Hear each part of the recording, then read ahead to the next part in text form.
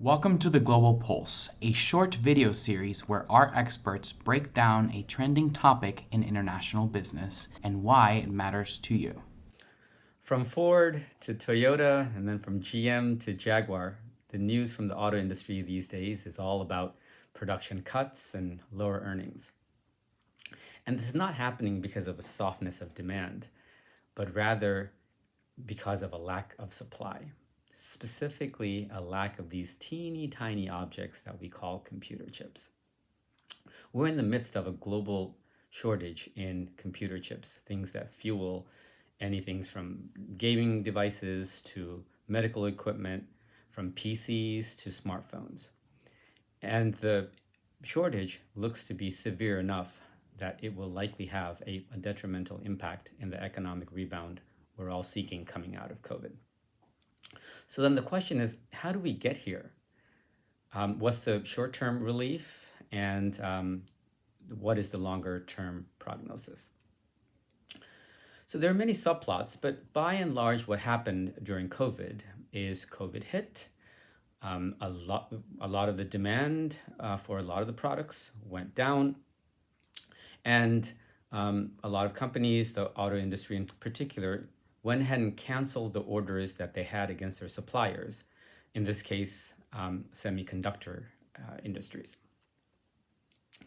And as the work from home, learn from home, play from home realities started to sink in, what happened was that certain industries, PCs, computing, gaming, their demand really shot up. And so they started to place orders to semiconductor companies to meet their unexpected demand.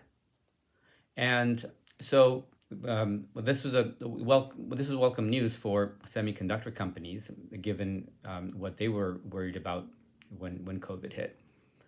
Fast forward a few quarters, we're into Q3, Q4 of 2020, and the auto industry realized that they were now on the brink of a surge in their own demand. So they went back and tried to place orders into the semiconductor companies, just to find out that the semiconductor companies had already committed capacity to these other industries.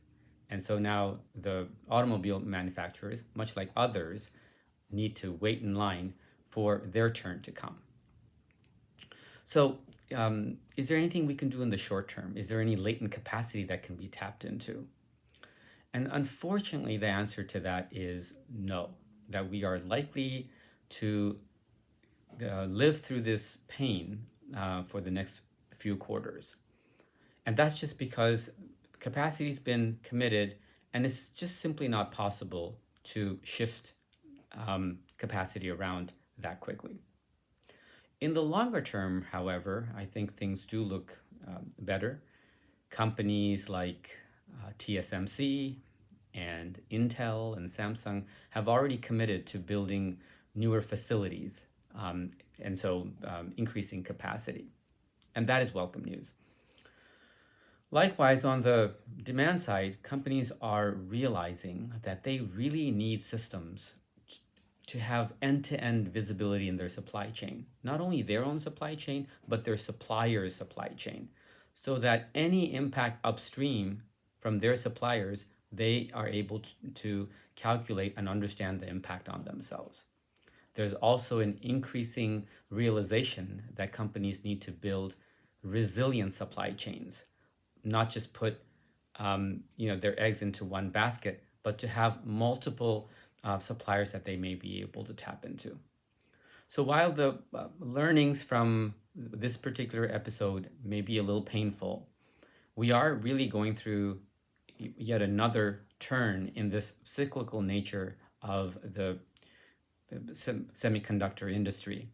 And hopefully we'll be better off the next time we encounter these kinds of disruptions.